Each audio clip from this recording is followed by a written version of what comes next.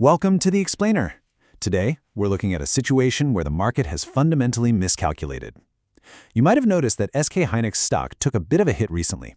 But if we look closely at the underlying data and the actual mechanics of the industry, this recent correction really isn't a red flag. Honestly, it's a major strategic opportunity. Let's dive into the data and reframe what is actually happening behind the scenes.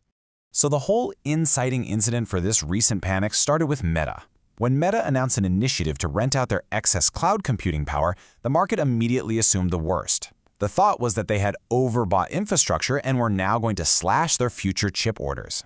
This knee-jerk reaction pushed SK Hynix stock down by about 6% in a single day. But, well, this is a classic case of misunderstanding how tech giants actually operate. Let's look at the fear versus the reality here. The market feared an infrastructure glut. The reality, though, is that Meta is creating a massive flywheel for memory demand. By renting out server space, Meta is democratizing AI for smaller startups. But here's the highly strategic part. They are renting out servers that are optimized perfectly for their own Llama AI models. Once these startups build on Meta's infrastructure, they're completely locked into the Llama ecosystem. This expands the pie for everyone, which means total AI memory demand goes up, not down. Now, the real reason Meta has idle servers in the first place is actually pretty fascinating. Meta doesn't build standard run-of-the-mill cloud hotels. They build luxury infrastructure solely for their own AI, but they've hit a bottleneck, and it's the US power grid. During the day, unstable solar voltage triggers safety shutdowns in their highly sensitive AI training clusters. At night, an absolute lack of solar power forces idle time. So Meta isn't lacking AI demand. They're just waiting for stable nuclear power in their new Blackwell clusters and smartly renting out this fragmented downtime in the interim. To understand why SK Hynix is perfectly positioned right now, we're going to break this down into 4 key areas. 1. AI agents demand. 2. Monopolistic technology. 3. NASDAQ capital inflow. And 4. Reevaluating AGI-era risks. Starting with part 1, AI agents demand, and the exponential surge we are currently seeing. We are moving rapidly past the phase of basic text chatbots and entering the era of autonomous AI agents, and this shift, it requires a staggering amount of hardware. Get this. Currently, 80% of global AI infrastructure costs are dedicated strictly to inference, meaning the day-to-day running and using of the AI, not the initial training. So the crucial takeaway here is that while you might not see AI agents walking down the street, they are silently taking over the enterprise or B2B sector. We're talking about things like real-time financial fraud detection or global supply chain automation running 24/7. When a simple chatbot answers your question, it generates a few tokens. But when an enterprise AI agent is asked to analyze a month's worth of financial risk, it spawns dozens of sub-agents that talk to each other all night, generating millions of background tokens. This specific test time compute spikes memory traffic by 100 to 1,000 times compared to a normal chatbot. For anyone watching the hardware space, this invisible back-end traffic is the absolute true driver of long-term value. Because of all this, SK Hynix is no longer flying on a single engine. Yes, high bandwidth memory, or HBM, is for sure the star, but autonomous agents require CPUs to work a lot harder, which triggers massive demand for standard server DRAM. Furthermore, all this generated data needs to be saved somewhere, causing a huge supply shortage in high-capacity enterprise SSDs and NAND. This tri-engine explosion is exactly why SK Hynix's Q2 operating profit estimates were recently, and quite dramatically, revised upward, jumping from 45 trillion to over 61 trillion won. Moving on to part 2, monopolistic technology. Let's look at why this is a completely different situation from 2018. You know, there's this lingering fear that the market is just repeating the semiconductor supercycle peak we saw back in 2018. But back then, standard DRAM was essentially a commodity. Anyone could make it, which predictably led to massive oversupply and a price crash. The 2026 HBM market is an entirely different beast. Today's high-end HBM involves custom technology with severe entry barriers. It is a built-to-order industry where big tech firms lock in prices and quantities literally years in advance. We're looking at a pre-ordered monopoly, not an oversupplied commodity. When we analytically contrast the competitors today, the gap becomes incredibly clear. SK Hynix utilizes a liquid injection technology called Advanced MR-MUF, which expertly dissipates heat and results in incredible yields, maintaining their margins around 60%. Samsung, on the other hand, is using a film-based TCNCF approach, basically using a solid film and pressing it like a clothing iron.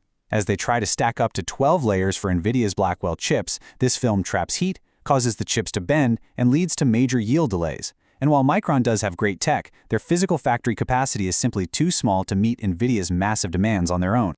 And then there's the next generation, HBM4. The foundational base die of the memory must be manufactured using highly advanced foundry processes. SK Hynix has forged a really strategic alliance with TSMC, the world's top foundry. Because TSMC also makes NVIDIA's chips, this co-development ensures SK Hynix's memory is perfectly optimized for NVIDIA hardware right out of the gate. This secures top priority from TSMC for premium orders, creating a structural margin gap that solo competitors simply cannot cross. All right, Part 3, NASDAQ Capital Inflow, and how we're finally closing the Korea discount. Financial mechanics are about to drastically reevaluate SK Hynix's worth on the global stage. Right now, SK Hynix completely dominates the NVIDIA HBM supply chain, yet its forward price-to-earnings ratio sits around 6 to 7 times. Meanwhile, its US-backed competitor Micron trades at a 9 to 10 times premium. Let that sink in. Hynix is making more money, but trading at a massive 30% discount simply because it happens to be listed in Korea. But that discount is about to close. SK Hynix is targeting a NASDAQ ADR listing. Now, this isn't just a prestige move, it's a mechanical unlock for global capital. A lot of massive US pension and hedge funds have strict internal rules requiring them to hold 80% of their assets in US-listed stocks. Once Hynix hits the NASDAQ, it completely bypasses that red tape. Furthermore, it's going to be mechanically absorbed into passive US tech and semiconductor ETFs. Fund managers won't even have a choice. Passive index buying will forcefully drive Wall Street capital directly into SK Hynix. Finally, Part 4, Reevaluating AGI Risks. So we've got the demand, the tech, and the capital, but let's squarely address the elephant in the room and reevaluate the real threats. First, there's the short-term panic about the ADR listing causing a 2.44% share dilution. Honestly, a roughly 2% dilution for a big tech firm securing massive global capital is just a minor blip.